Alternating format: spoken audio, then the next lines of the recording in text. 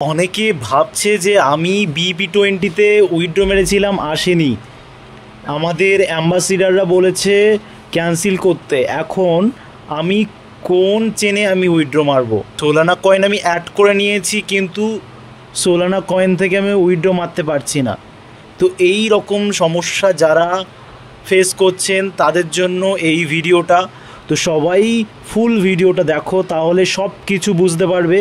A to Z আমি explain করব। তো ভিডিওটা দেখো মন দিয়ে।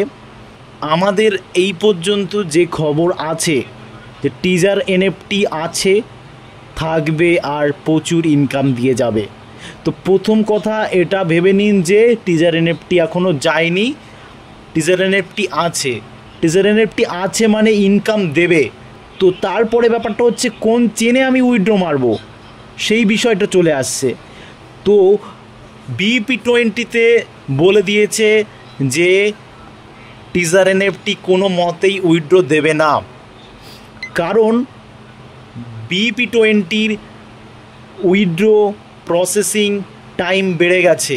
কিভাবে বেড়ে গেছে?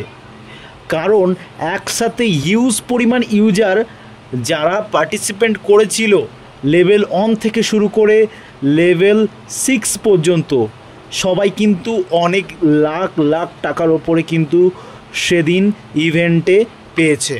যার কারণে সবাই কিন্তু BP20-তে উইথড্র মেরেছে, যার কারণে কিন্তু অসুবিধা ফেস হচ্ছে। তার ফলে কি হয়েছে, আমাদের কোম্পানি সোলানা কয়েন বা সোলানা চেন নিয়ে এসছে, তার মাধ্যমে উইথড্র দেবে। আজ সকালে যেরকম আমরা দেখলাম একটা বিদেশি এক্সচেঞ্জে সোলানা কয়েনের মাধ্যমে আমাদের টিজার NFTর TNFT টোকেন সেটা লঞ্চ হয়েছে। বাইন্যান্সেও কিন্তু TNFTর Web3-তে লঞ্চ হয়েছে, লিস্টেড হয়েছে। তো এত বড় একটা প্ল্যাটফর্মে যেহেতু TNFT আমাদের লঞ্চ করতে পেরেছি আমরা, বা আমাদের কোম্পানি পেরেছে, তাহলে কেন যাবে? এত কিছু কাজ করছে যার জন্য কিন্তু উইথড্রলের টাইমটা একটু বেড়ে গেছে, তাছাড়া কিছুই নয়। এর আগেও কিন্তু একটা প্রবলেম হয়েছিল 2023-এর অক্টোবর মাসে।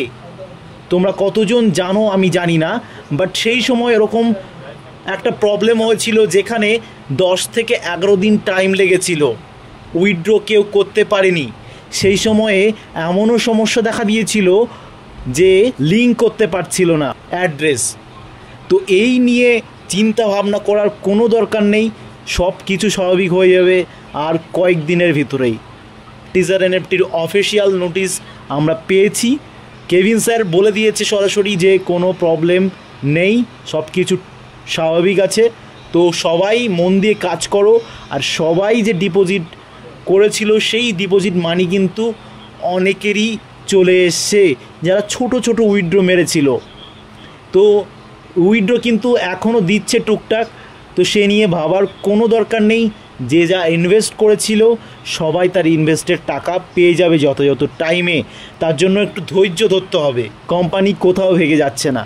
তো আবারও কোনো নতুন ভিডিও নিয়ে NFTর নতুন খবর নিয়ে তোমাদের সামনে উপস্থিত হব। ততক্ষণের জন্য ভালো থেকো, সুস্থ থেকো। আর এর পরবর্তী সময়ে NFT সম্পর্কিত নতুন কোনো নিউজ পেতে হলে অবশ্যই আমাদের চ্যানেলকে সাবস্ক্রাইব করে পাশে থাকা বেল আইকনটি প্রেস করতে ভুলো না। Tata, bye bye.